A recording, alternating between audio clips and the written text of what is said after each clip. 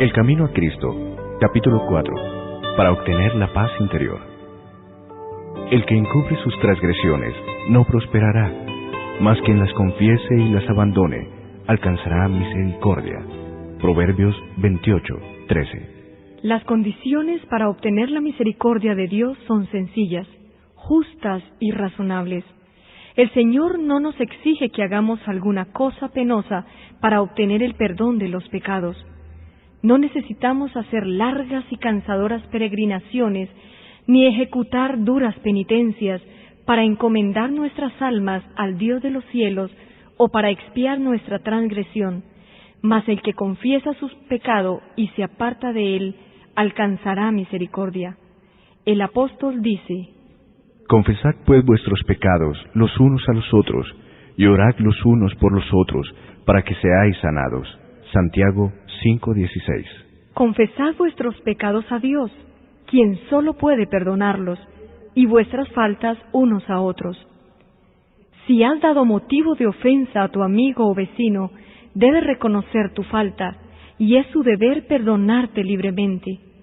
Debes entonces buscar el perdón de Dios, porque el hermano a quien has ofendido pertenece a Dios, y al perjudicarlo has pecado contra su Creador y Redentor. Debemos presentar el caso delante del único y verdadero mediador, nuestro gran sumo sacerdote, que ha sido tentado en todo punto, así como nosotros, mas sin pecado, que es capaz de compadecerse de nuestras flaquezas. Hebreos capítulo 4, versículo 15. Y es poderoso para limpiarnos de toda mancha de pecado. Los que no se han humillado de corazón delante de Dios reconociendo su culpa, no han cumplido todavía la primera condición de la aceptación.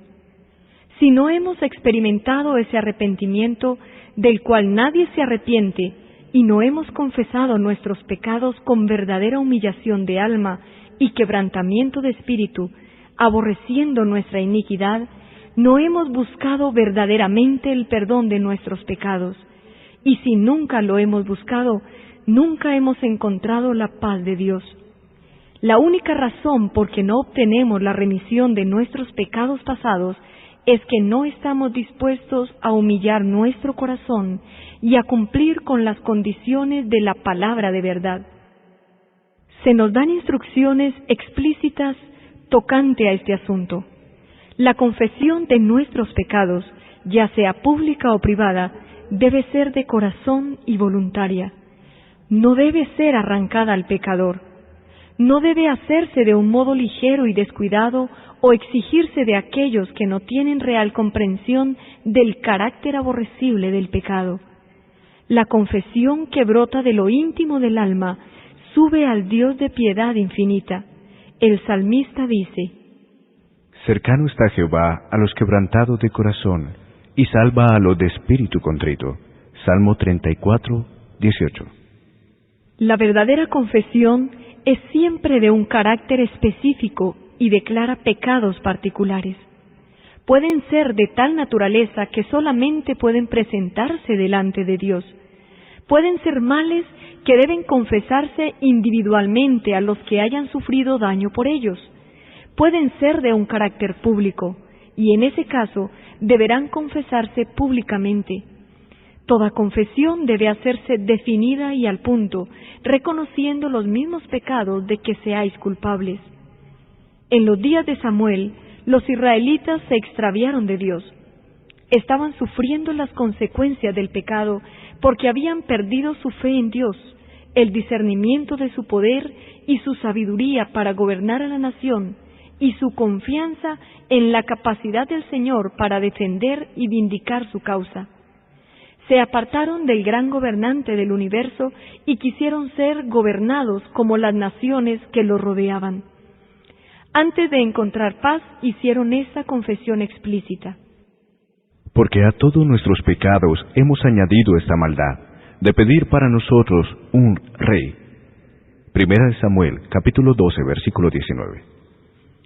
Tenían que confesar el mismo pecado del cual estaban convencidos. Su ingratitud oprimía sus almas y los separaba de Dios. Dios no acepta la confesión sin sincero arrepentimiento y reforma. Debe haber un cambio decidido en la vida. Toda cosa que sea ofensiva a Dios debe dejarse.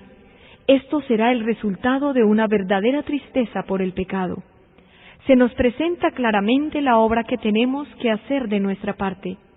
Lavaos, limpiaos, apartad la maldad de vuestras obras de delante de mis ojos. Cesad de hacer lo malo, aprended a hacer lo bueno, buscad lo justo, socorred al oprimido, mantened el derecho del huérfano, defended la causa de la viuda. Isaías, capítulo 1, versículos 16 y 17. Si el inicuo devolviere la prenda, restituyere lo robado, y anduviere en los estatutos de la vida, sin cometer iniquidad, ciertamente vivirá, no morirá. Ezequiel capítulo 33, versículo 15. San Pablo dice, hablando de la obra de arrepentimiento: Pues he aquí esto mismo, el que fuisteis entristecidos según Dios, qué solícito cuidado obró en vosotros, y qué defensa de vosotros mismos, y qué indignación, y qué temor, y qué ardiente deseo, y qué celo, y qué justicia vengativa. En todo os habéis mostrado puros en este asunto. Segunda de Corintios, capítulo 7, versículo 11.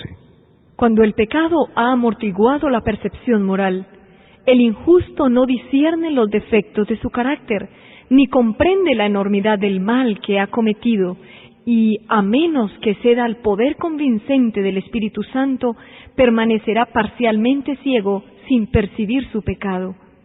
Sus confesiones no son sinceras ni de corazón. Cada vez que reconoce su maldad, trata de excusar su conducta declarando que si no hubiese sido por ciertas circunstancias, no habría hecho esto o aquello de lo que se le reprueba. Después de que Adán y Eva hubieron comido de la fruta prohibida, los embargó un sentimiento de vergüenza y terror. Al principio solamente pensaban en cómo podrían excusar su pecado y escapar de la terrible sentencia de muerte. Cuando el Señor les habló tocante a su pecado, Adán respondió echando la culpa en parte a Dios y en parte a su compañera.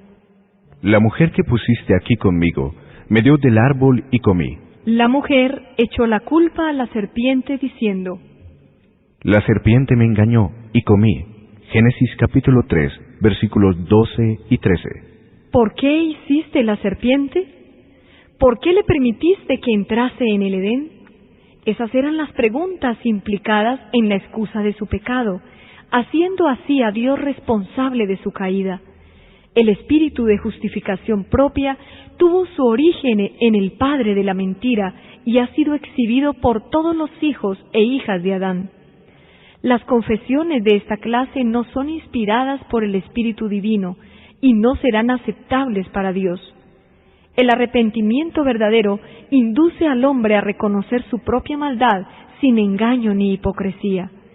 Como el pobre publicano que no osaba ni aun alzar sus ojos al cielo, exclamara: Dios, ten misericordia de mí, pecador.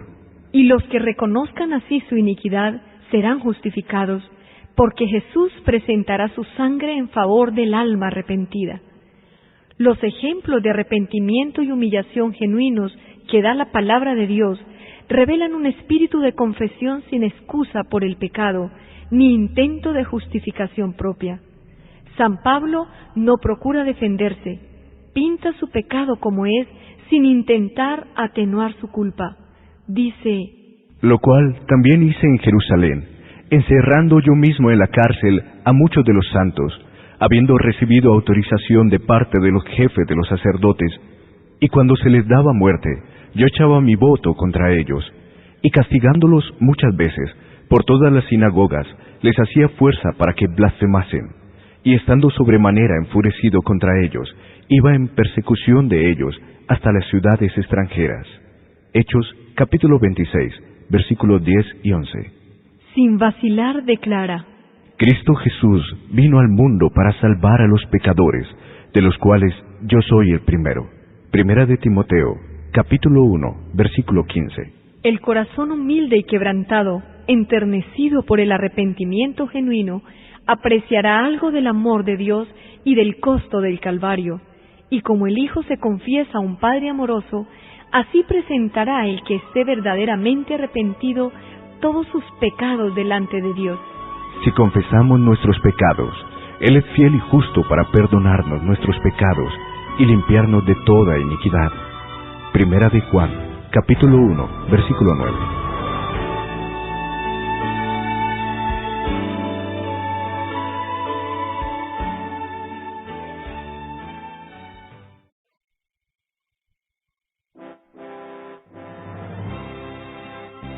Agradecemos a Zulay Herrera, a Ricardo Merchán, a Daniel Ospina y a Juan Carlos Rincón por esta versión del Camino a Cristo en audio digital.